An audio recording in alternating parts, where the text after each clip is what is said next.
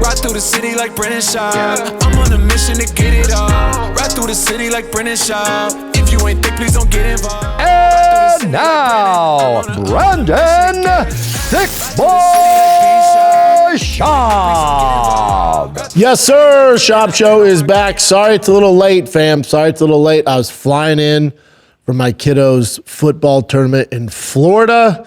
I got in late yesterday, so we're still giving you two this week. Don't sweat it. Still giving you two. Then the third on Sunday. What up, baby? We're here. We're doing it. Lots going on in the Real Housewives of the UFC. It's popping. It is popping. You got Eddie Hearn, Dana White going toe-to-toe. I haven't been in here since the Sean Strickland performance. Boy, oh boy, did that dude knock it out the park. I had to watch it on my laptop in the Disney hotel. Remind me never to stay there again. But I was watching on a laptop at the Disney hotel. The first thing I noticed as soon as Sean Strickland came out, when he was inside the octagon, I went, my God, that is the best physically looking Sean Strickland I've ever seen. Fluffy could be in some trouble. And my wife goes, you think? I'm like, yeah, because for me, and I'm sure a lot of you out there, for Sean Strickland, hasn't fought in a year. He's had some layoff. This was kind of a fork in the road for him, right? Lost to DDP. I thought I beat him the first time. Fluffy's on this crazy win streak. You lose this one. There's some other contenders. Strickland's a wild boy, says some wild stuff. They're on Paramount. You lose this one, I bet the UFC is going to start kind of pushing him out of the way. The problem with that is Sean Strickland, y'all must have forgot. He's one of the best middleweights in the world. He's one of the very best middleweights in the world, and he has a very awkward style, and he's very, very tough to beat. The only guy, I should say the only two guys, Poton, did his thing, but he's not there anymore. Take Poton out of it. The only guy really to beat him, and arguably you could say Strickland only had one arm in that fight, was DDP this last fight. The first fight, I thought Strickland won. I've said it on here. I came out, that following Monday after that fight. I thought Strickland won that fight. The second one, he beat him by decision. Strickland basically had one arm.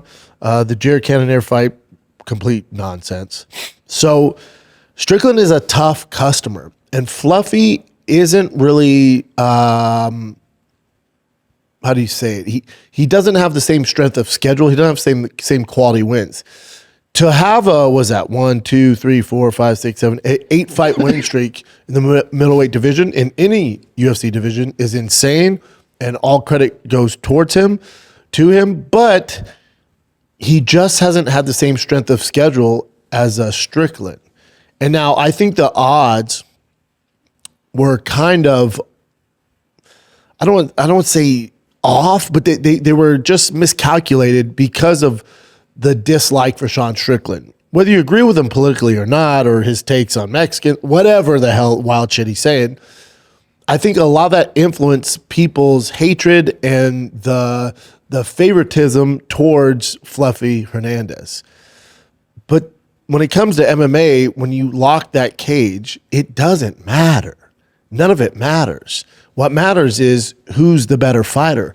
And Sean Strickland's the better fighter. And if I told you going into this fight, Anthony Hernandez is going to shoot one shot.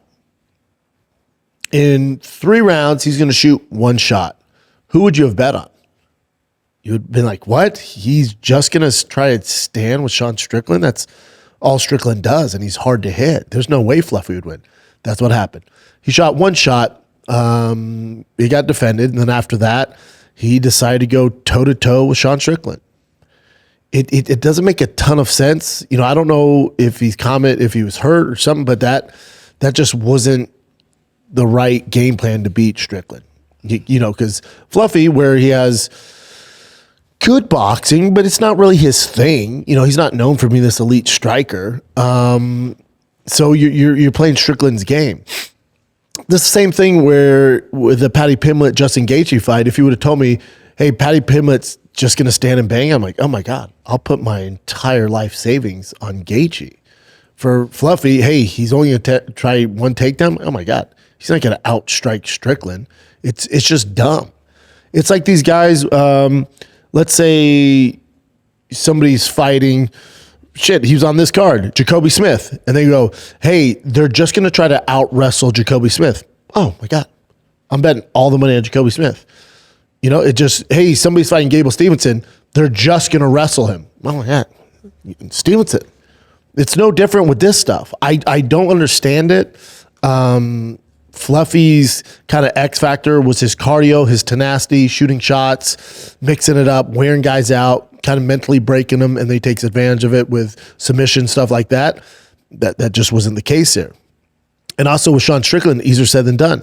The stories I've heard from that dude in the training room and his takedown defense and his jiu-jitsu and his boxing, it seems to be pretty damn true. The guy is a monster. The body shot has always been the Achilles heel for Fluffy. Here's the thing. People will say, well, can't he do something else? You can't. You can't. At his age, his experience, it is what it is. That's his Achilles heel. There's not much we can do. Can he do some core work? Yeah, there's an issue there. And it's out. And everybody knows it. And so they're going to exploit that, and it's going to be an issue for him for here on out. You know, he'll come back, and he'll be back in the mix, but the high-level guys are going to expose that. And it is what it is. The cat's out of the bag. Hit him to the body, fight's over. Okay. And these high-level guys can access that, and Sean Strickland did that with that amazing knee. His coach, Thiccc, too. You know, they went against Hernandez before. Like, you give that guy a second chance, you're going to have some problems. He's one of the very best coaches in the game. Brilliant mind. And this shows with Sean Strickland. I've never seen Sean look better. You look great, yeah. Never seen him look better. People will point to the Izzy fight, like, well, he won a world champion there. Yeah, and he knocked Izzy down, but, you know, that was a 5-round decision. Izzy wasn't, that one was weird. Strickland looked good and did a well enough job to become middleweight champion of the world, but that was a watered down version of Izzy. I don't know what was going on with Izzy, but Strickland got the job done in Australia. But this one, and I told you guys, going this fight, this could be one of the greatest middleweight fights this year, because Strickland needs that fire. He needs that adversary to bring the dog out in him. You know, when he's fighting Izzy, he's fighting these other guys, and he just sit back and do his teeps and just pick them apart and not get hit. He'll win off a jab, you know. He's like, cool, man. I have great cardio. I can just sit back on my jab, defend with my jab. I'm going to outpoint these guys. Until somebody really forces him to engage, or he smells blood in the water, which he did with Fluffy, he can finish guys. His opponents just need to bring that out of him, and Fluffy was that guy. Sean looked so damn good. You know, going into the fight, obviously he says some outlandish shit. After the fight, says some outlandish shit. You know, it's not like Paramount was watching this like, oh my, can you believe this? No. They knew it. They knew it. Like, the UFC booked Strickland this early in the Paramount deal for a reason. He gets views. Love him or hate him, he gets views. Does Strickland believe everything he says? I don't know. I do think that when he does these press conferences, he's a heightened version of himself. But I think that's kind of true to who he is. This might shock some people. I do think he's a good guy. Oh, what? Yeah. Yeah, I think Strickland at the end of the day is a good dude. Yeah, oh my God. But he said that about Mexicans. You're married to a Mexican. Oh my God. Yeah. I hate to tell you guys, Strickland's actually a good person. Yeah. Comes from a horrific childhood. You know, he's a prickly one. I've had him on the show, prickly as they come. The end of the day, once you get through that tough, you know, he's like he's an M&M. It's a tough shell. And once you get through there and he realizes you're not a threat to him, he's awesome. He's a good dude. He's a good dude. And the most important thing is he's one of the very best fighters in the world.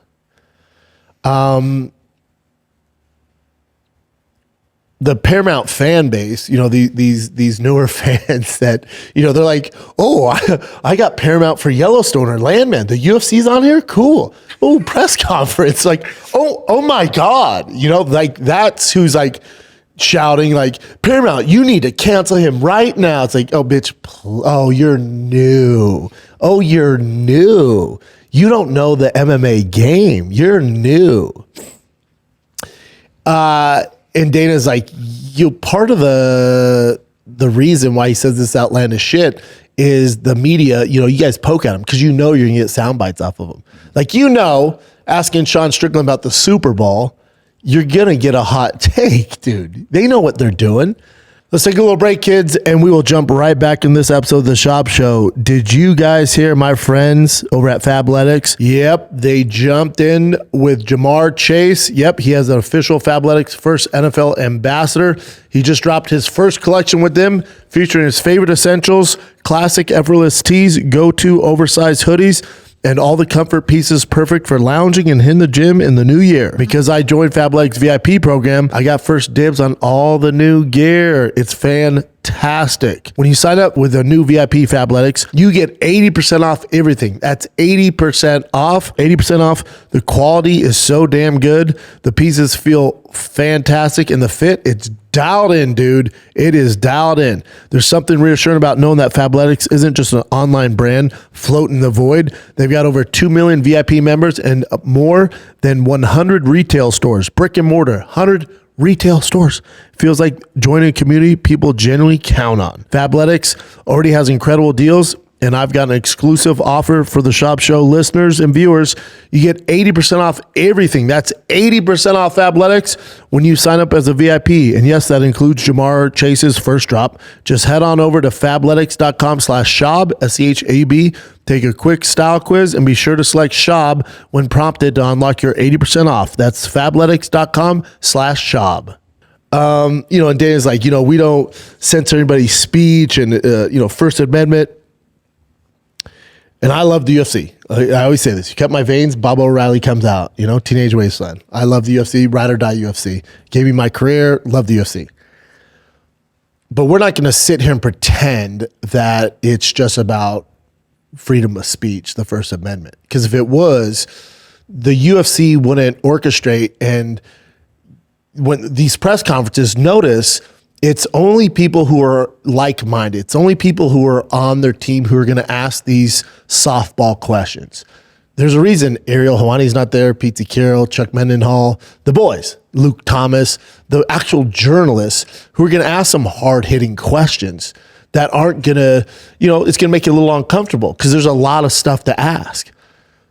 Like, this Zuffa boxing deal, how nobody at a press conference goes, quick question, Dana, have you ever thought about how it makes the mixed martial art, the MMA fighters, the UFC fighters that you currently have on the roster, have you ever thought how it makes them feel that this boxer who's not, he's not the best boxer, he's not a well-known guy, he's making $15 million for one fight, and no UFC fighter in the history of the sport has ever made that? Is it not weird to you? Like, how are you going to handle this? When the fighters ask you questions, like some of that would be, I'd love his insight on it. I'm not saying he's doing it wrong. I would just love to hear from the horse's mouth, hey man, you're going to get backlash. And maybe he's like, I'm not though. That's the thing, I'm not. They're not going to do shit. He'll go, we have them under contract. They agreed to that price. They can go somewhere else. There's nowhere else to go. So again, the UFC will say freedom of speech. I don't agree with him, but he can say what he wants. Yes, for the fighters, freedom of speech. Obviously, Bryce Mitchell went down a different road. He said more horrific things than Sean Strickland did, and the owner of TKO happens to be Jewish, so that's a different. But again, to Dana's point, he was like, if you don't like what he says, watch him get beat up. And they gave him a hellacious fight, and he got beat up. That's how the UFC deals with it. Cool. If you don't like it, we're in the business put on fights. If you don't like it, tune in to watch him get beat up. The issue they're going to have with Sean Strickland, let's say, which I don't think the UFC is that upset at Sean Strickland. It's kind of expected, even though they quote unquote cut his mic at the post fight press conference. They're probably like, Jesus Christ, because he was going down a weird road, right, with grooming and shit like that, and goat fucker. That's the one that did it, yeah. So they're like, okay, cut his mic. UFC, don't get it twisted. UFC likes this. Sean Strickland is one of their only stars. There's probably 10 of them. He's one of the 10. It gains traction. UFC will use this as fuel for the next fight. If you think Imavov is getting the next title shot, oh my God, you don't know how this business works. A, Strickland beat him on a fucking 2-day notice, so that doesn't make much sense. B, Strickland's such a bigger star, which they're dying for. And him versus Khamzat, it's already on a platter. It's fucking there. It's right there. And Strickland is the type of dude, I don't know if Imavov is, where he'll fight him next week. So as soon as Khamzat's ready, which him being active is an issue, but as soon as he's ready, Strickland's ready to go, dude. He suffered 0 damage in that fight. You look at the copy strike numbers, it's wild how bad he whooped his ass. That was a 10-8 shutout, dude. He just beat the shit out of him. Barely got hit. So he's ready to go. UFC will capitalize on this. And people will tune in to hear Strickland, and it's going to be a wild-ass press conference. If you thought what he said to Fluffy Hernandez was insulting, here's my thing, too, is, and I know the answer, but I'm just saying, have you ever been in a locker room? Like, this is how dudes talk, man. I hate to tell you, for those of you that have never been in a locker room or you've never been on a lunch break around actual dudes, that's kind of how they talk. Are they racist? No. Do they believe everything they say? No. Are they trying to make their buddies laugh? Yes. Do they say the most offensive shit? Yes. So I think it doesn't bother me. Do I agree with all of Strickland's takes? No. Do I get upset over it? No. Whether Strickland's on the left or right, I don't really care. Whether it's offensive, I don't really care. And people are like, oh, you want your kids watch that? I don't let my kids watch a fucking Sean Strickland press conference. They're fucking 10 and 6. They're not going to watch that. That's on me. They'll watch him fight, though. That motherfucker's setting a good example of how to fight. Don't get hit. Win fights. So I just think the UFC capitalized on this, and Sean Strickland doing this and being so outlandish and garnering all these views and all this hate and love, right? The right's like, oh, we found our guy. They're not even watching the fight. And the left was like, oh, this guy, he should be canceled. They're not watching the fights.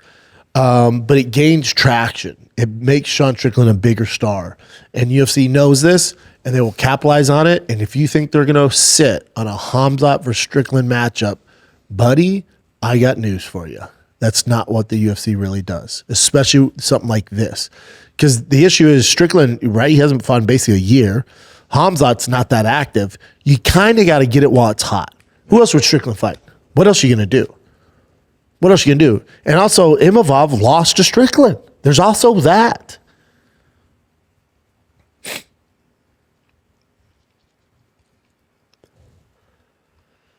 Khamzat fights outside of 2022, but now that he's been kind of active, champ and coming up the ranks, he fights once a year. You think they're going to sit on a Sean Strickland Khamzat fight for 2027? So let's say you do the Imavov fight. You're like, okay. And then what's Strickland do? And he just keeps talking shit to him and telling me he's running away. You think they're going to wait on that for a year? No, man. They need views now. This Paramount deal's now. We need stars now. Because Strickland beats Khamzat, which is possible. If Strickland beats Khamzat, buddy, you have your biggest American star by far, not even close, dude. Not even remotely close. Not even remotely close. UFC knows this. They need an American star. They're pushing the Americans.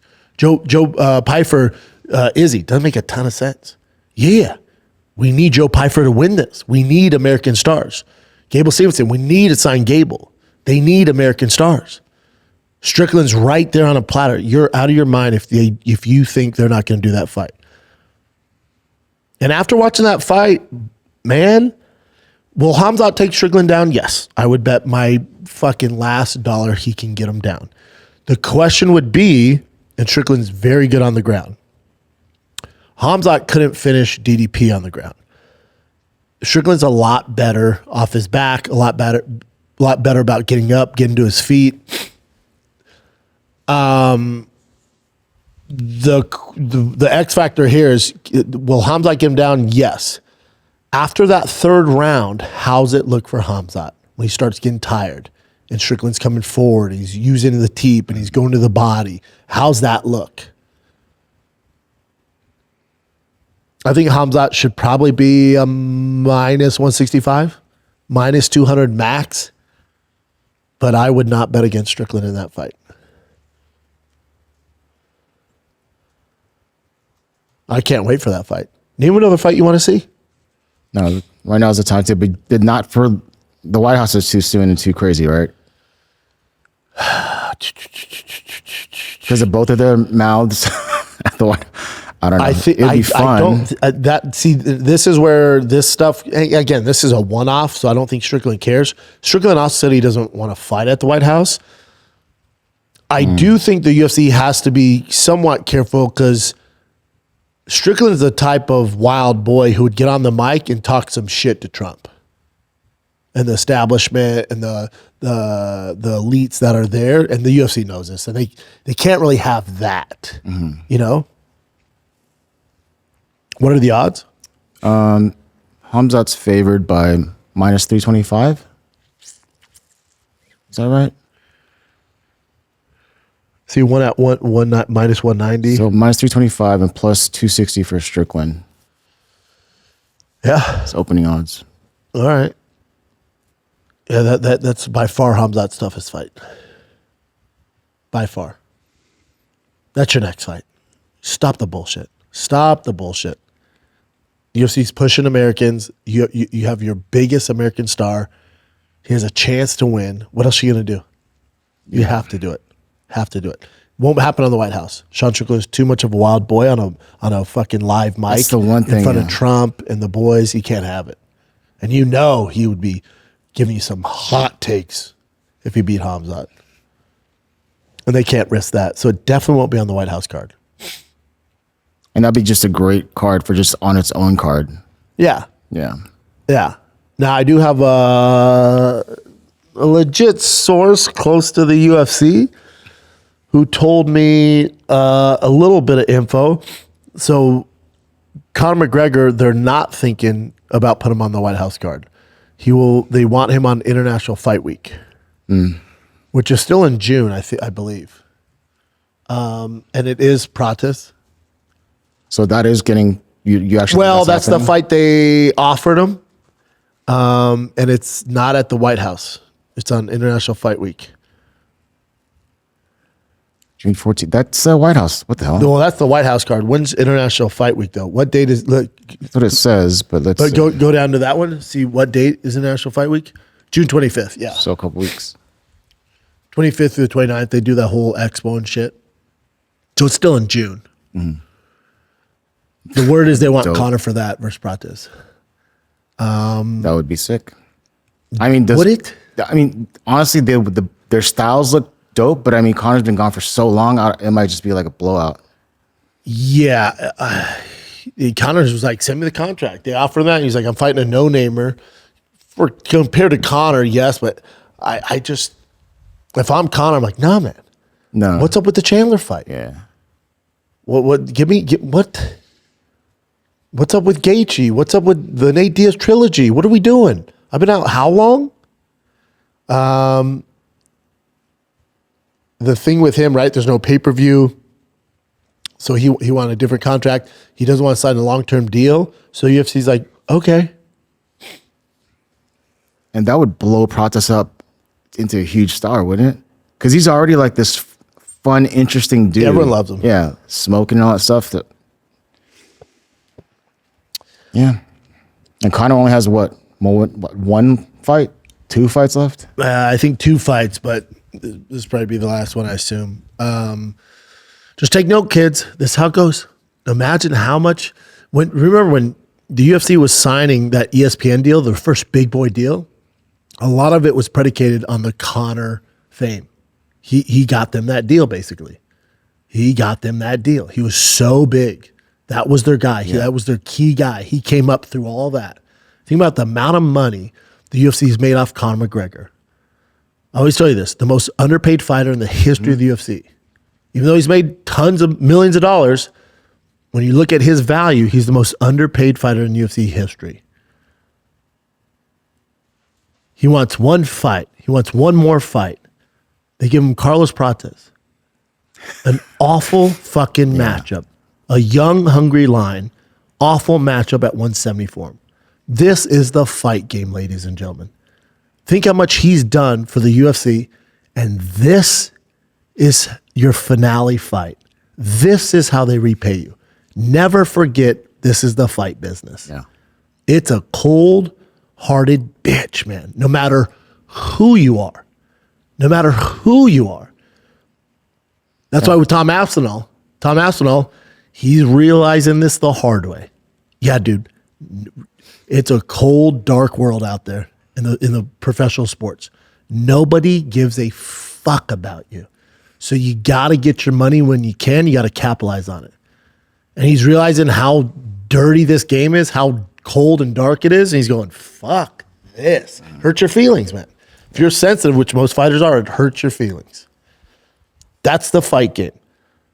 So all you young fighters out there, you guys in the UFC right now, listen to this.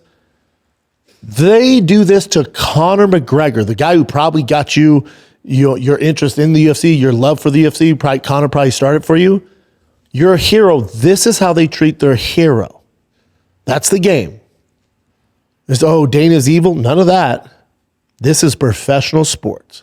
Let's take a little break here because listen, starting something new isn't just hard. It can be terrifying. So much work goes into this thing that you're not entirely sure will work out, and it can be hard to make that leap of faith. Trust me, I know when I started this podcast, Try Fast All Gas, all the other brands I've done, I wasn't even sure what I was doing. What if no one listens? What if I make a fool of myself? What if no one buys the product?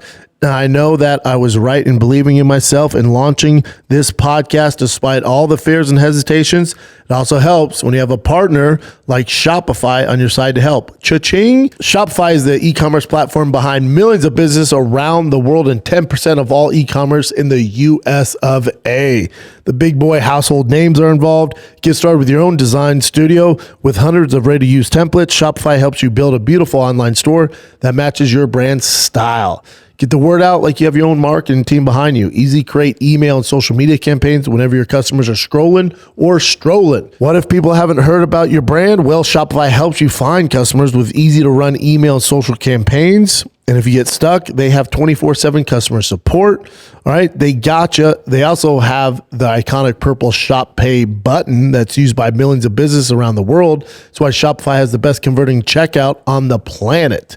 It's time to turn those what ifs into cha-ching with Shopify today. Sign up for your $1 per month trial today at shopify.com/Schaub, all lowercase SCHAB. Go to shopify.com/Schaub. That's shopify.com/Schaub. All lowercase. Cha-ching. Is there like a equivalent in like either NFL or NBA or any other major sports league where, you know how Conor's not like a Jordan where everyone thinks Jordan's the best or Kobe's the best. They just loved Conor. He was just the most famous, right? Is there anyone like that in the NBA and like in the top major sports? And where they're not the best, but they're beloved. Yeah, but people love him, and then suddenly the organizations like we don't care about him anymore. I guess something similar, like Aaron Rodgers when he was at Green Bay, right? Like he was multiple-time MVP, Super Bowl champ, and then they used their first-round draft pick to draft a young quarterback. And Aaron's like, what the fuck? And I'm still here. Like, yeah, man, we got to move on. He's like, what?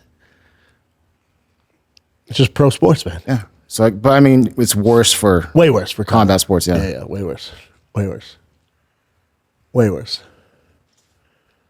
That's sports. Mm-hmm. And the biggest news would be obviously the Ronda Rousey, Gina Carano stuff. We talked a little bit about it on Thursday's show. It turns out in the past year, Ronda was talking to Dana about it, and Dana was like, I think we're good. Yeah. And I got to agree with Dana on this too. This isn't the flex you think it is, because the UFC's their business model is different now, and they're not in the business. Now, the White House card is different. Take the White House card out of it. They're not really in the business of doing this is what Bellator did.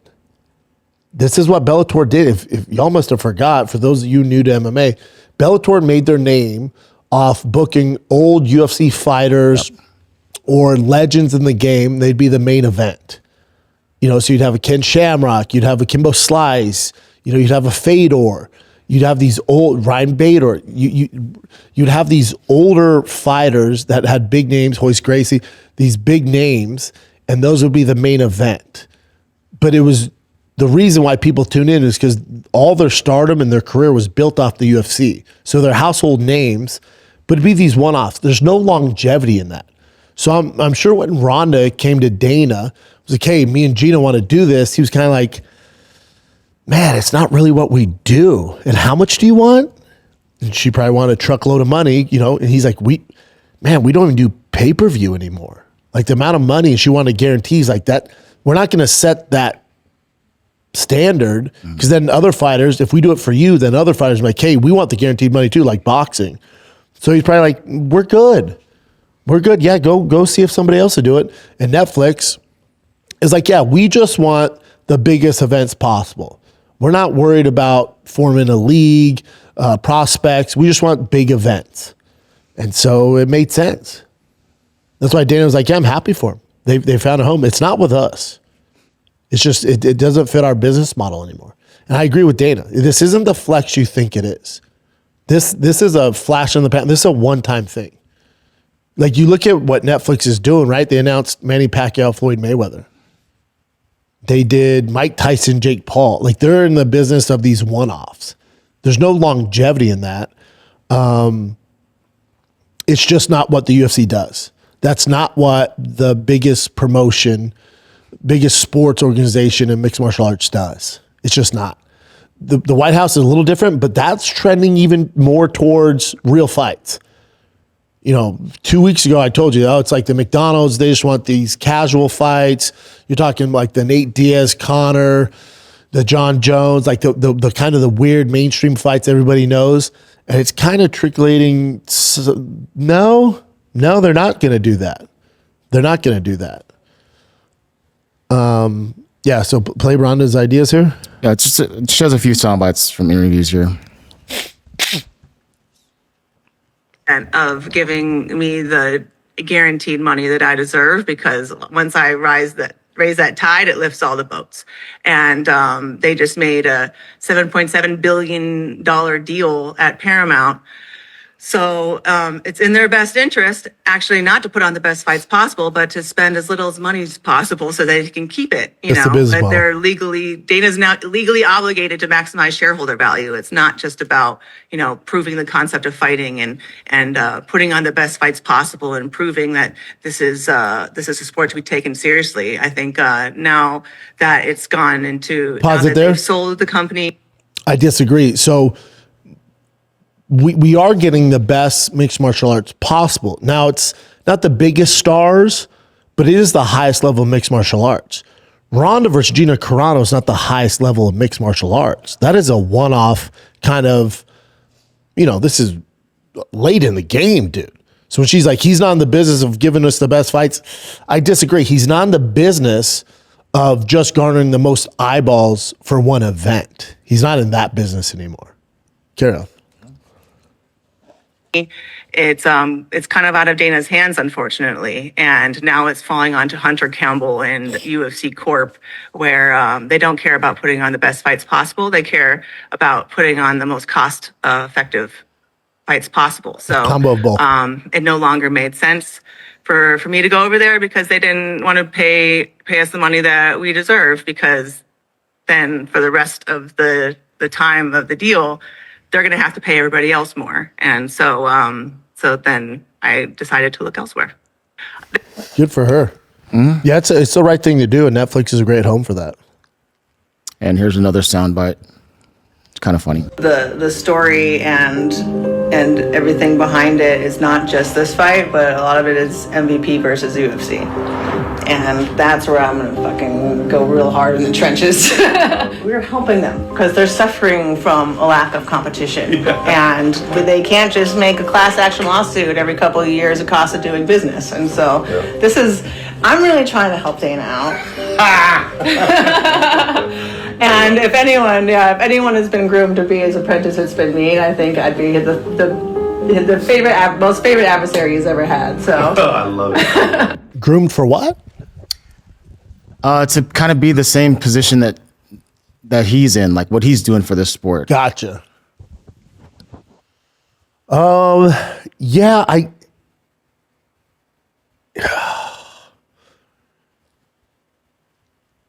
my thing is though, like, you know, I said this on previous shows, like what Ronda's doing, like what Netflix is doing, it's far and few between. There's only a handful of fighters that can garner this attention and demand these paydays. There's no longevity in this. This is a one-off. So when she's like, I'm doing this for the fighters, you're talking about the ones who already make money, like the superstars? Mm-hmm. Like this isn't what her versus Gina is not growing the sport. Gina versus Ronda, Jake versus Mike Tyson, Manny Pacquiao versus Floyd Mayweather. This is a product of not having stars currently in boxing and currently in the UFC. That's why this stuff is coming to fruition. If this is 2013, 2015, none of this stuff is happening. If this is the height of Tyson Fury, Anthony Joshua, Usyk, Deontay Wilder, Klitschko, those Canelo, Andre Ward, like the fucking pinnacle when there's so many stars, there's no appetite for these old super fights. The reason why Jake Paul is so successful, the reason why Ronda and Gina are making all this money, the reason why you can do these one-offs is because there's no stardom in the UFC. There's no outliers. There's no superstars that cross over. In boxing, there's no really superstars that cross over right now. There's not. There's no lane for it. We don't have it right now. Now, don't get me wrong. It will come back. There's ebb and flows. It goes up and down. And right now it's a down. So Ronda, Jake Paul are capitalizing on this. Floyd Mayweather's capitalizing on this. Mike Tyson's capitalizing on this. But if things were popping, if this is 10 years ago, the UFC has, you look at the heavyweight division 10 years ago, you look at light heavyweight, middleweight, welterweight, 155. When it was popping, this stuff there's no appetite for it. We don't need it. But there's a void right now, and they're taking advantage of it. More power to them. But if this was 10 years ago, this stuff doesn't happen. No.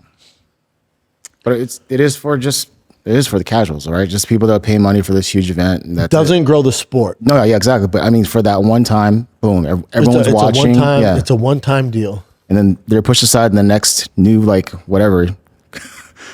It was not a clown show, but just something like, oh, boom, check this out, boom. And then they're gone. It's a special event. It's a one-time thing. Doesn't grow the sport. Yeah.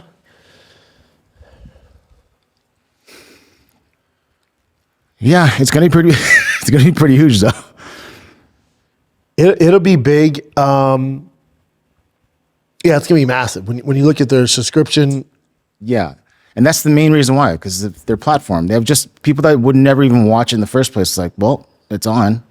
There's that, and the subscription, and then people keep going. Paramount only has 70 million subscribers. It's on CBS.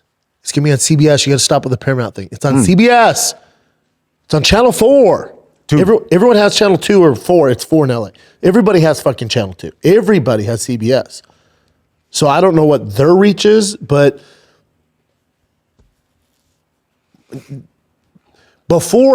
someone who's very knowledgeable on what the UFC is doing to the White House, before I found out what their angle is on the White House card, I thought they were doing a McDonald's like Nate Diaz, Conor McGregor, John Jones, Poatan, stuff like that. I was like, oh, MVP can't beat that. They're not going to compete. Even though they have all these subscribers, they can't compete with that on CBS. Now that I know it's going to be more of a real card, it's going to be tough for the UFC to beat MVP. It's just going to be tough. It's going to be tough. Because if you have Ilya and Justin Gaethje as your main event, that's going to be tough to compete. Poatan versus Cyril Gane.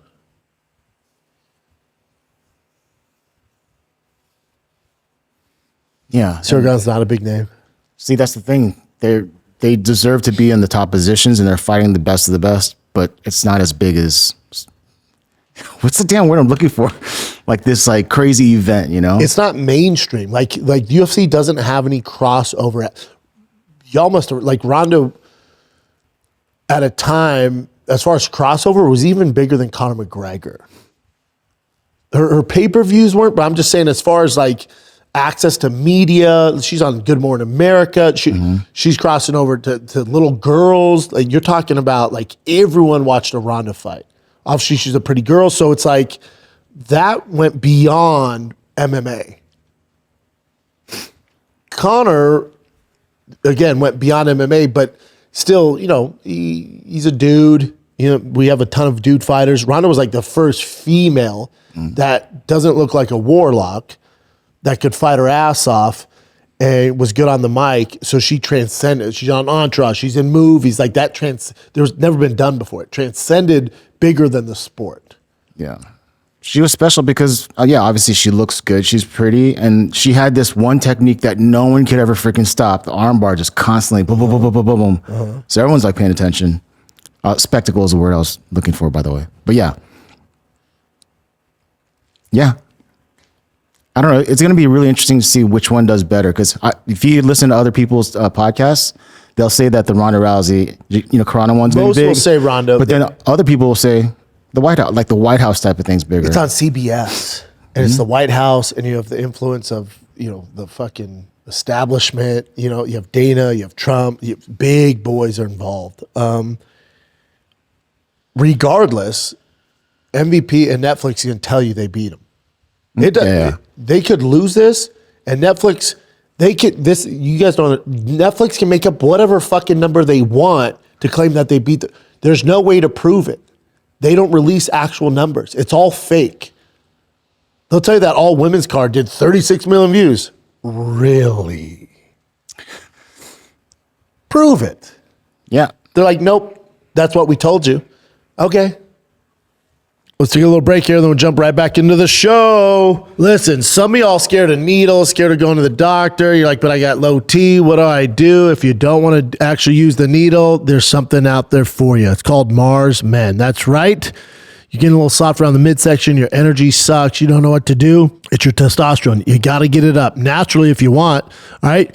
You can go down the rabbit hole of what's going on here and low T and blah, blah, blah.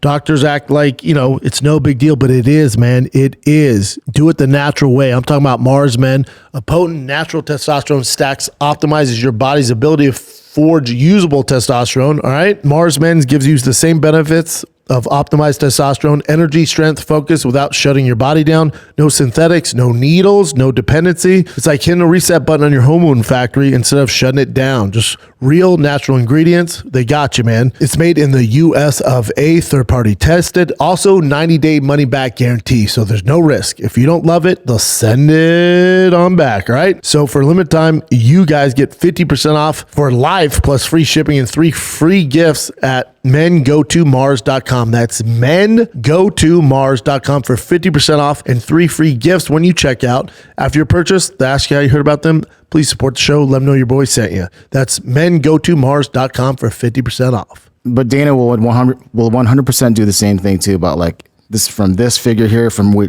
gathered numbers here, and then boom. There's no way to prove it. So let me ask you this. Honestly, just be honest. If they told you could only watch one fight, right? Well, hold on. Ronda versus Gina or Gaethje versus Topuria. You can only watch one. You can never watch the other one. You have this one chance. Gaethje Topuria. Not even close. Not even remotely close. Ronda versus Gina. I've said Ronda should be a minus 5,000. That's not a fight. That's not a fight. It's fun. It's something to do. That's more of a gimmick than an actual competitive No, fight. definitely. I think everyone One agrees. hasn't fought in fucking over a decade. Yeah. They're damn near in their 40s. It's just 2 women in their 40s. It's just a curiosity thing. It's just like I just want to see what Ilya happens. Justin, it's like somebody. It's going to be an awesome fight. Fuck. Yeah. And Ilya's arguably the best pound for pound fighter on the planet. Give me that. And did they say in the co-main event is Clarissa Shields versus Cyborg? I didn't hear that. I heard it was going to be Pretty sure that's it, Bubba. okay, but I also heard Jalton Almeida versus JD or No, Jalton signed with somebody else. He's not doing Juniors Dos Santos. No, No, that's not happening. for MVP.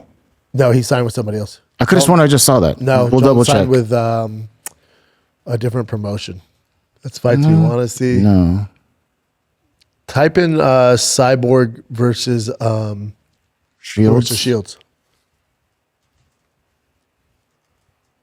There you go, right there.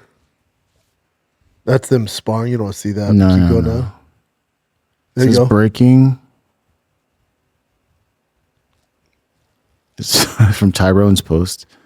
Chris Albercliff coming for Ronda versus Gina. Yeah, that's another. If that is the co-main event, that ain't a fight either. No, it's just an interesting story because they Clarissa were should be training. minus 10,000.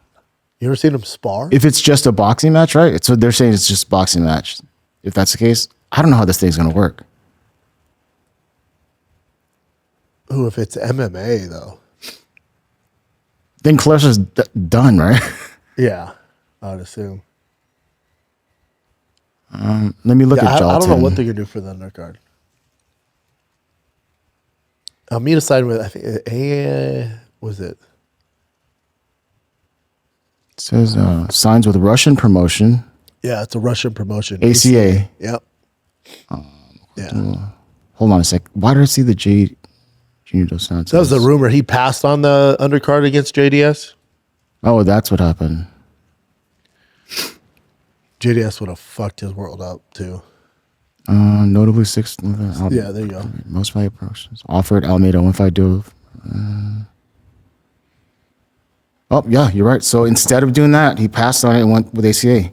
I wonder how much they're paying his ass. Because I would imagine the MVP would be huge, right? Okay, but again, one fight at MVP. He's not making money like the main event. Let's say they paid Of him course not. $500,000 to get knocked out by JDS. Then where do you go? Then you're damaged goods. He's lost how many fights now? And then ACA is like, dude, no. You're fucking. You just got knocked out in front of whatever 400 million people. So he's damaged goods. So this is kind of the smart thing. Because again, there's no long game in these one-off Netflix fights. Yeah. There's no career. It's not like he's going to sign a 5-fight deal with MVP. What are you going to fight once every fucking 2 years? What are you doing? It's Yes. a smart thing. ACA is a smart thing. For his longevity of his career, for sure. So that means the MVP thing, if this does work, it'd be kind of a miracle, right? Because every other promotion that's tried this has all crumbled, right? We know these huge superstars, but not in their prime, kind of a spectacle. And then suddenly, they pay them a shit ton of money, But and they crumble because they have to put on multiple events. They have to. Because all they have is fighting. Netflix has everything. Narcos, Yeah. all this shit. So it could work. It'll work. Oh, no, they're going to be around for a very long time because they have all the money and they're getting the eyeballs. My question would be, does Mike Tyson versus Jake Paul, Gina Carano versus Ronda, does that add any actual subscribers? Oh, there's because that's how they make their money, off subscribers. So let's say they have 300, let's say 300 million subscribers and 200 million tune in, which would be insane. But let's say 200 million of those subscribers tune into the fights. You didn't add any subscribers. Yeah. Those same subscribers tuned in. Yeah. Then that's why they did that, that thing before where like you get a free trial, you subscribe for brand new ones, so they could just at least watch it if they didn't, they want to pay any money, and then they just kind of stick around. Yeah, I don't know, but these other leagues run out because they have to put on 4 to 6 shows a year. Yeah, so once you said that, that's all they have. Yep. Netflix, especially with what's going on in Mexico, they're like, dude, we just got season 6 and 7 of Narcos popping, baby. You got Friends, you got all that stuff. That's going to get us subscribers. We spot Friends, the whole fucking series. Yeah. They don't care. These promotions run out of money. Wow. Netflix doesn't. Mm-hmm. That's why they can get away with the stuff. But for Netflix, they're never going to go belly up doing these one-offs. Paying Mike Tyson, Jake Paul this crazy amount of money. To them, it's going to, I think after a year or two of this, you're like, is it worth, like we're forking out hundreds of millions of dollars. Yeah. Are we actually gaining subscribers? And if, the board goes, no, not really. All right, we're good. Yeah. Go somewhere else and do it. Then that's when they get in trouble. Yeah. When they go, if MVP goes somewhere else, that's when they get in trouble. Right now, Netflix is fronting the bill. Yeah, and if MVP does go somewhere afterward, they can be like, if they're going to try to sell their product to some other network, they're like, look at our numbers. We brought in this much shit, so they're going to be killing it too. And then they'll go out of business. Yeah, it'd be like 2 fights, and then whoever it is, Hulu's, you're like, what the fuck? We didn't make any money. It's very short-sighted. Oh yeah, but I love when fighters get money. Yep, and we win as fans. I'm all for it. What else you got, Jen? You already covered this stuff, but the mic cut. Strickland, you want him? We'll just play the video. Hey, Strickland comment. He put his own comment. He's such a savage. He's just a wild boy. I enjoy watching the chaos from the outside, from the sidelines. So this is Knockout Alert on Instagram. But, oh my God, Sean Strickland blasted Anthony Fluffy Hernandez coach Jim West post-fight, accused him of allegedly grooming Aspen Ladd. UFC PR quietly stepped in and cut the interview short. And then Strickland gets on there. He's the first comment. He goes, dude, she was 14. He was 35 when they met. No way I was letting that coach beat me. Just a savage. That's pretty much what he said. Yeah. And with that stuff, UFC's like, whoa, buddy. And this is obviously what you mentioned too, what Dana White responded to, how Sean says a lot of crazy stuff. He's calling for a Khamzat fight, stuff like that. There's no what he says during media day and things like that. That doesn't affect your booking of him, right? You are still happy to put him in those. It's a nightmare. But you guys don't help. Asking him dumb shit, ask dumb shit, you're gonna get dumb shit. What'd you think of Bad Bunny? What'd you think of the Super Bowl? Yeah, he's right. Get the fuck out of here. Fucking kidding me? Get the fuck out of here. I'm with Dana. Like, you guys know what the fuck you're getting. This person, troll underscore fab says, this is spot on. That's why I've been telling you guys. But all the quote unquote media is handpicked by the UFC. They could get real journalism back in there and get better post-fight interviews. Correct. Mm-hmm. If they were down to do it, but it ain't happening. No, they want to control the narrative. Yeah, you mentioned this as well, but then just seeing this in front of your face is kind of wild. So Conor Ben got signed to Zuffa Boxing. His first fight, $15 million. Sean Strickland, his whole career is $8 million. I don't understand it. How does anyone make 15? Let's say just to break even. How do you make $15 million off Conor Ben? Yeah, I didn't know anything about him either. I know of him. He's a good fighter. $15 million for what? How the fuck are you going to recoup your money? I don't know. I don't get it. And this is Dana White's story after he signed. Even though it says incredible day at the White House, this is after he signed Conor Ben. So people are aligning that with that.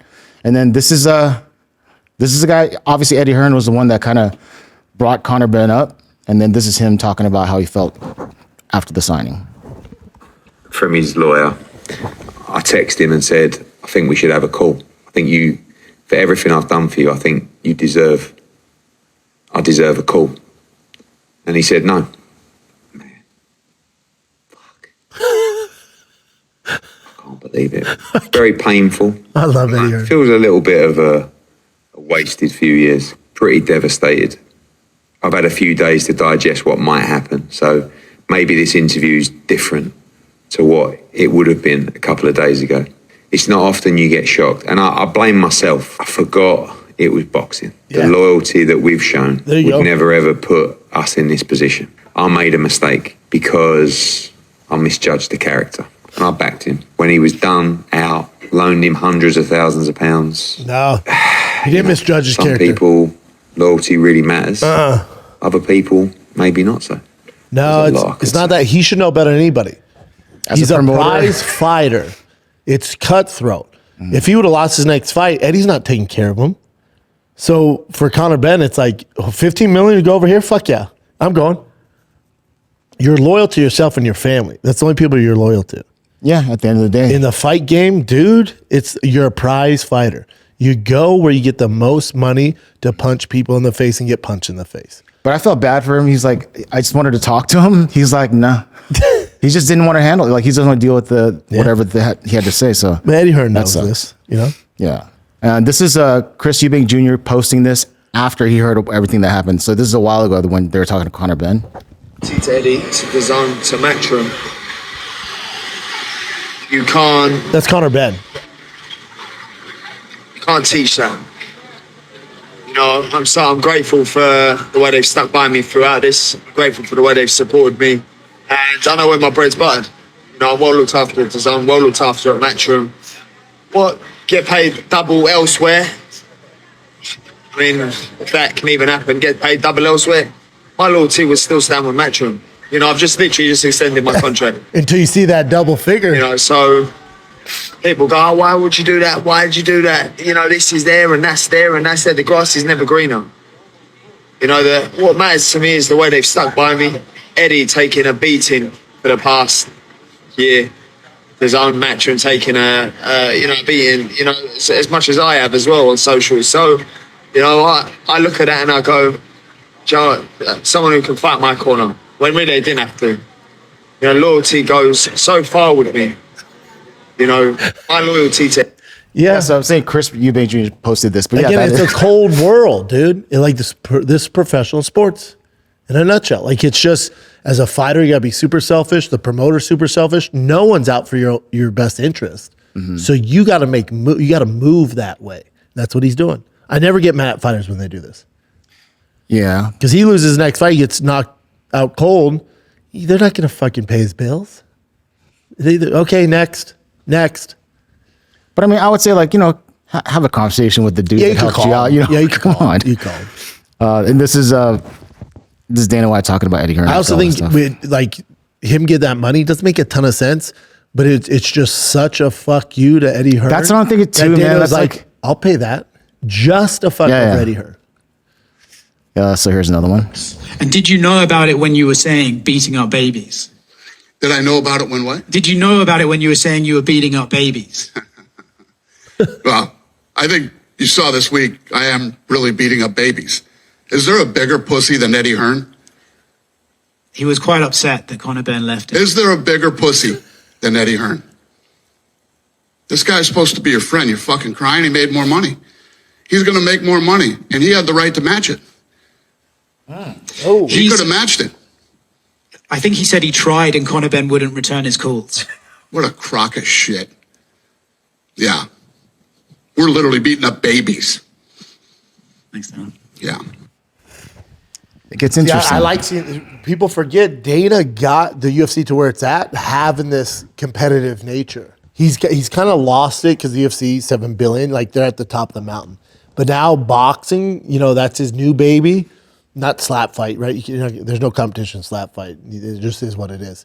But boxing is like this old, historic, you know, lane in sports, and he's getting involved. So these moves he's making, as a UFC fan for a long time, we've all been fans for a long time. This competitive Dana is the best. Yeah. Is the best. The fire's back. Whatever it takes, you know? That's why I like to see it. Hopefully it bleeds back into MMA. It won't, but yeah. There's more to it, but that's pretty much for now. Let's take a little break here. Welcome to the Nowadays No Hangover Club. And the first rule of No Hangover Club, you don't get a hungover. You're probably wondering, how is this even possible? Simple. You don't have to trade a fun night for a painful morning. Nowadays is zero proof, THC infused beverage that delivers a clean, balanced buzz. No hangover, no bloat, no regrets. Just smooth taste, social lift that actually feels good, a smarter way to drink, whether you're pouring over ice or cracking open, ready to sip can. So whatever the vibe, pregame, party, low-key night in, Nowadays is how you show up and wake up feeling your best. Because fun shouldn't come with a cost. Welcome to the upgrade. We talking about Nowadays. Visit trynowadays.com/Schaub, SCHAUB, to get 30% off your order. That's trynowadays.com/Schaub, or use Schaub at checkout. Drink responsibly, must be 21 or older. Nowadays. And then also over the weekend, Ryan Garcia. You look damn good, didn't Yeah. you? What do when Ryan's head is right and he's firing all cylinders and there's no outside drama, that motherfucker's one of the best in the world. Yeah. Like he could total dominations versus Yeah, he's great. Mario Barnes. Love Ryan. Okay. And this is just Sean Strickland, Sean O'Malley talking about the whole Conor Ben deal. No, you hear it? No, this is just a little snippet What's here. he say? I don't know who Conor Ben is. Yeah. He's supposedly a pretty big name in boxing, but I've never fucking heard of him. It's crazy, bro. If they really paid this guy $50 million, I don't know. It's crazy how you put in so much work in the UFC, build this name, create this character, be a star. I'm not making fucking $50 million a fight. It's also a business. Oh, wow. This is him being like, all right, backing off. It's also a business. If they think it's a good move and the guy is going to bring in money, I get it. Business is business. Business is business. He hates Oscar De La Hoya, hates Eddie Hearn. So it's like, let's take their biggest star and pay them. I can see it being an ego thing. Again, I've never really heard of him.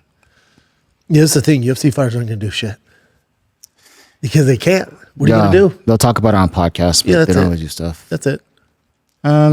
This one's not a huge deal, but Zuffa Boxing will have 8 divisions. Usually when I looked it up, it was like 17 divisions for regular boxing, but this is just 8, just like almost like a UFC. Yeah, very similar, huh? And then this is now official, I believe. Bo Nickel versus Colby Covington. Who told you that's official? I could have sworn I saw it on the US. But let me double check on this. This is what I found on Monday. I don't know, that's So official. Bo Nickel.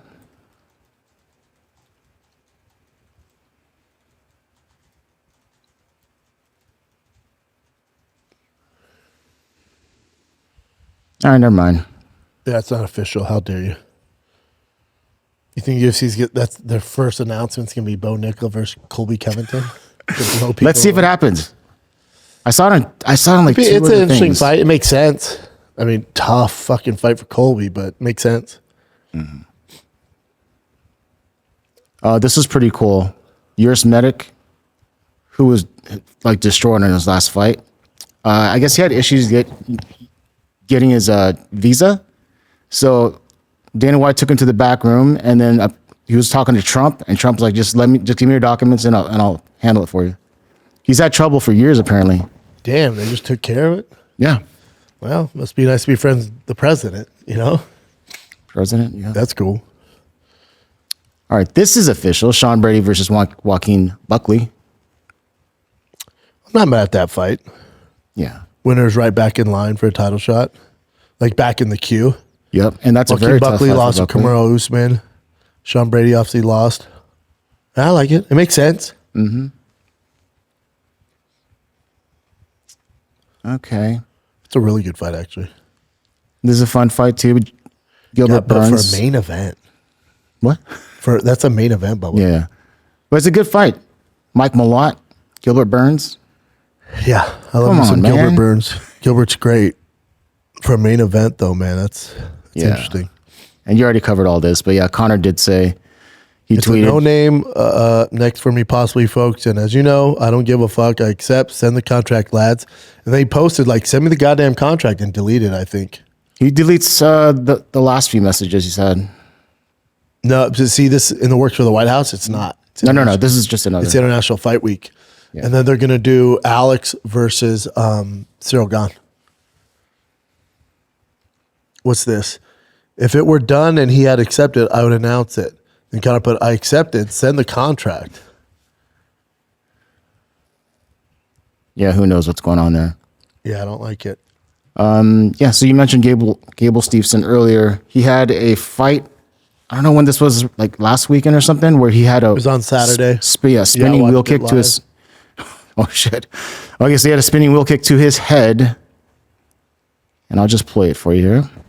Hands up, Gable. Hands up now. He's coming wild.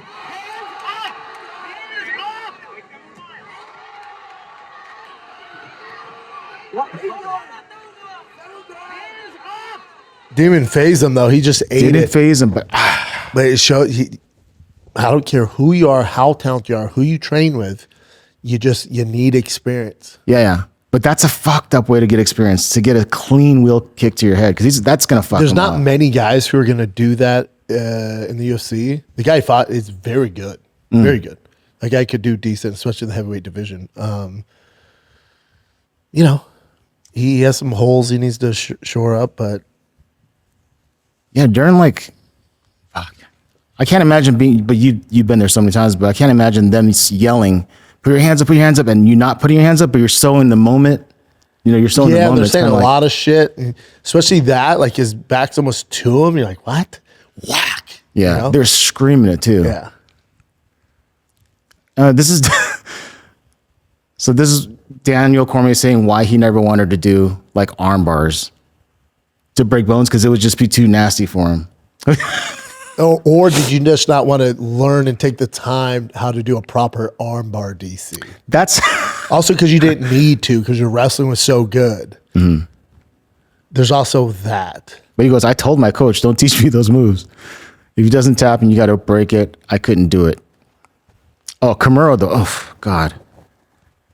Yeah, but DC has slammed Josh Barnett on his fucking spine and his neck, Or DC, did you not want to take the time to properly learn Brazilian Jiu-Jitsu? There's also that, because you're so goddamn good at wrestling, you didn't have to. There's also that. Could you? I mean, obviously in a fight, you need to win, but then if they're not tapping, you have a Camaro and you could just completely, you would do it no problem? Oh, yeah. Oh, man. Oh, yeah. Otherwise, they win, get half my pay. I'm snapping that thing. All right. No, here's a quick one. Robert Whitaker says he wants to move to light heavyweight and he wants to do it in June, for whatever that means. I'm not saying he's going to be on the White House card, but yeah. I like it. I think it's a great move for him. Love it. Okay. 1 or 2 fights, fighting for a title. And I'll just show you this one as the last one. This is a guy fighting. He looks like he's winning. Doesn't realize.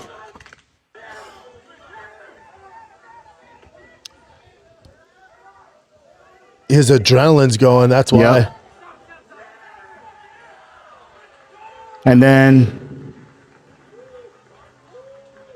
And then it kicks in.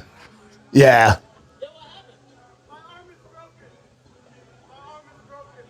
Yeah. So he actually got the TKO, but his arm broke. He didn't realize until after he raised his hands, like, yeah. And hopefully that promotion has decent insurance and covers it. I broke my hand and they were just like, nope. Yeah. How do they work on the under, like a. It's supposed to be insured, but these low level MMA organizations, a lot of them don't cover it or won't cover with a proper doctor. That's what happened to me. Is that it? One more. This is just awkward to me. This is Nick Diaz trying to promote some taco place, but then it's just very odd. What's going on? Nick Diaz here. We're here at San Diego's Taco Shop.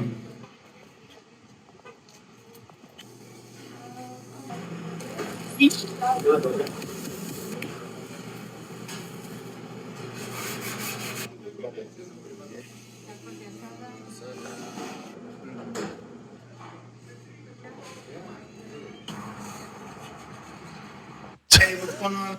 Not once does he even take a bite, or he's just there. The whole thing's fucking. I mean, you do that just for free lunch or some shit? Hopefully they paid him for that. I know. Maybe he's trying to get into that game, because everyone's doing food review stuff, but at least take a bite. Yeah, at least got to give us a breakdown of what it was like. Yeah, I don't know what's going on there. Hopefully you got paid. Yeah. And then, brother, that's it. Let's do some fan questions. Oh, yeah. Fan questions. First one's here. This is Chadwick. I asked last week, bro, who do you believe the next American champ will be, or who are the next American standouts in the sport. Jacoby Smith, Sean Strickland, especially if he gets the title shot. That's an easy one, as you said. They're obviously Sean Strickland. So you got Jacoby Smith. As far as like prospects, by far, bar none, hands down, Jacoby Smith. If I had to bet on a horse, it's Jacoby Smith. Jacoby Smith, Sean Strickland, Gable Stevenson. And then Bo Nickel. Bam.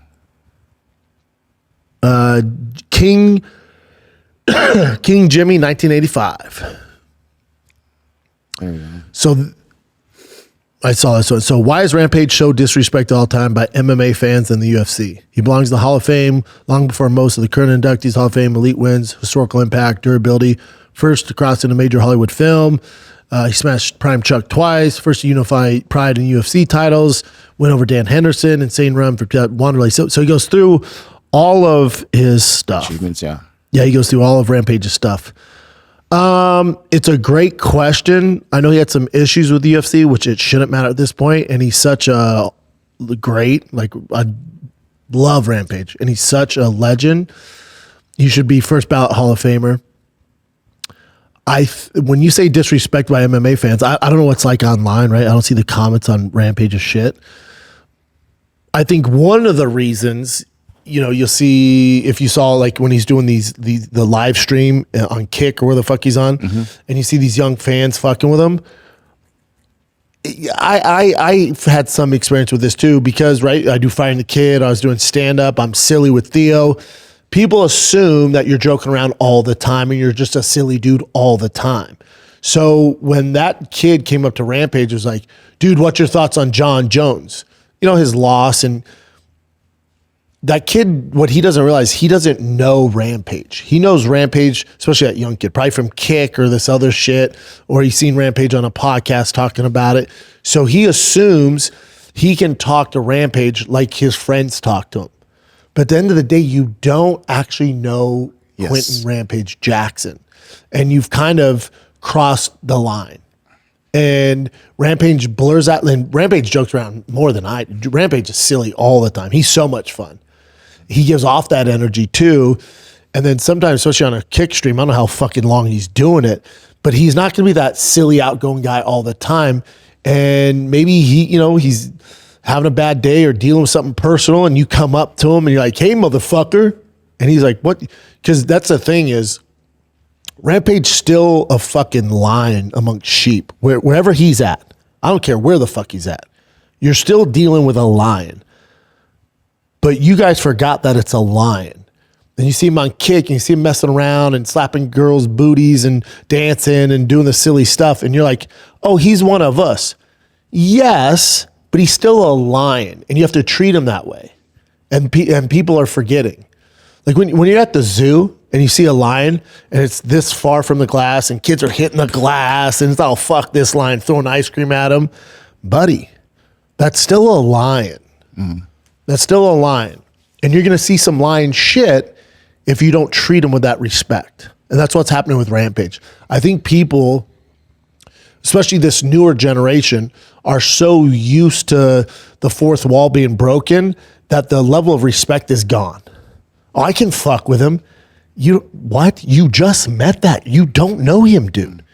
He doesn't know you. He's at this public function, and maybe you're saying something that, again, this is what's wrong with social media. You're saying something in the comments on Instagram or on YouTube or on Twitter where you don't have to be held accountable, but now you're face to face with a lion and you're saying disrespectful shit.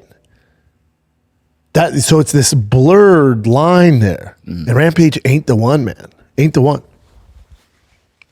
Yeah.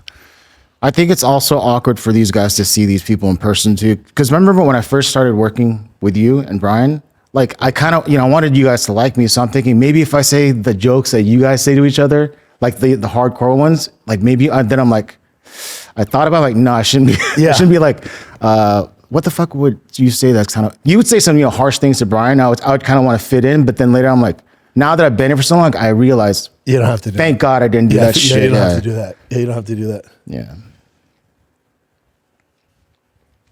Jacob _C89.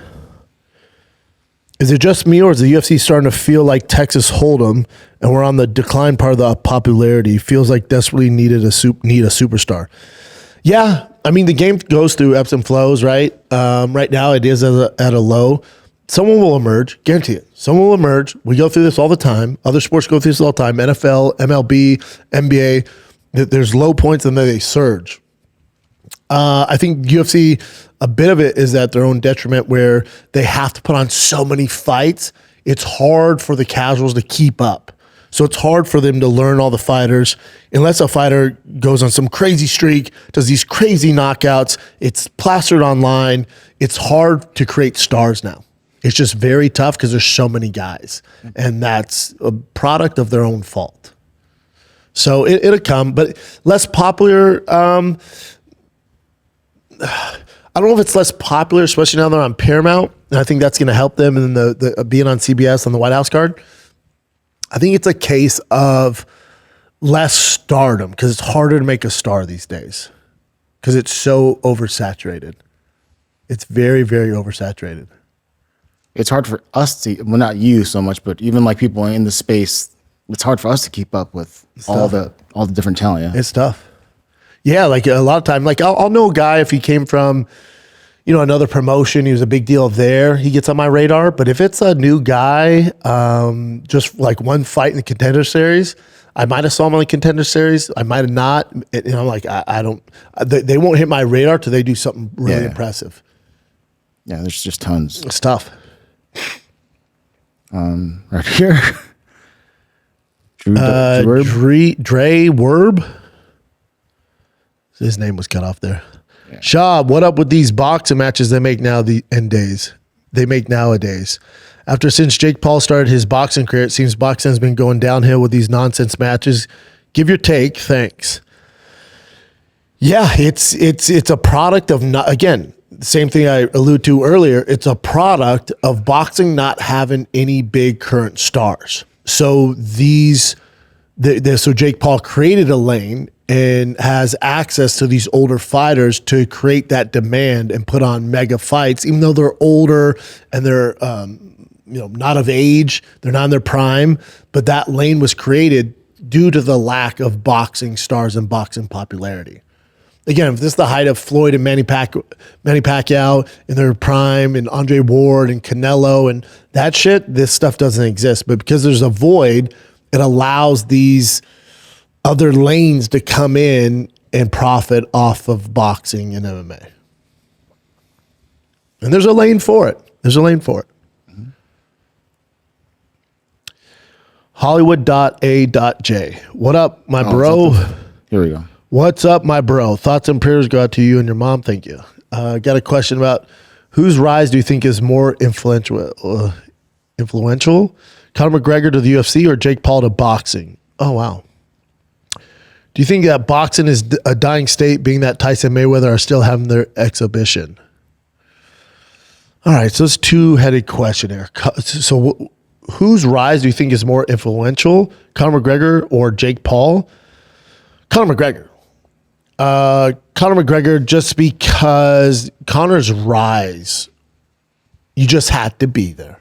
It was like nothing you've ever seen, and it was at the highest level, and it was this perfect mix of the highest level of striking, and then when he finally got to Jose Aldo and told us what he was going to do, and nobody believed him, and then does it, you've just never seen anything like it. And it was sports at its highest level. That's why he's more influential. And also the way he talked on the mic and the crossover, and then fighting Floyd Mayweather, and then starting his whiskey, proper 12 and selling that. He just changed the game forever. Jake Paul's not changing boxing forever. He's doing what people have done before. He's just doing it at a faster rate and coming from a different background. And I don't know the longevity in that. So I would definitely say Conor. As far as boxing being a dying state, with Tyson Mayweather, again, this is a recurrent theme. No, the only reason there's any appetite for Tyson Mayweather, and I think they're going to be surprised that there is no appetite for Tyson versus Mayweather. Even my dad was like, why are they doing this? But it's because there's such a void in the space right now of actual good competitive boxing for casuals. There's some great boxers out there. You just don't know who they are. So people aren't paying attention. So then there's this void and you get Tyson Mayweather. Yeah. And did you hear that it's Manny Pacquiao and Mayweather? It's actually official. Like it's on Netflix. Yeah, it's a professional bout too. It's on Netflix.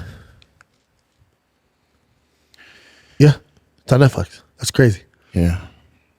Again, it's these one-offs. There's no longevity. It's one-offs. All right, kids, that's it. Till Thursday. I will see you guys. I love doing the show. It's my favorite thing to do. So we've increased it. So you have the show basically 3 times a week now because we do Mondays and Thursdays. This week, Tuesday, Thursday, sorry. But you do Monday, Thursdays, and then Sundays we do just fan questions. So Monday, Thursdays, Sundays. We're cooking. It's the Real Housewives of the UFC. We do it all here. Love you guys. Thanks for tuning in. Till next time, I'm out.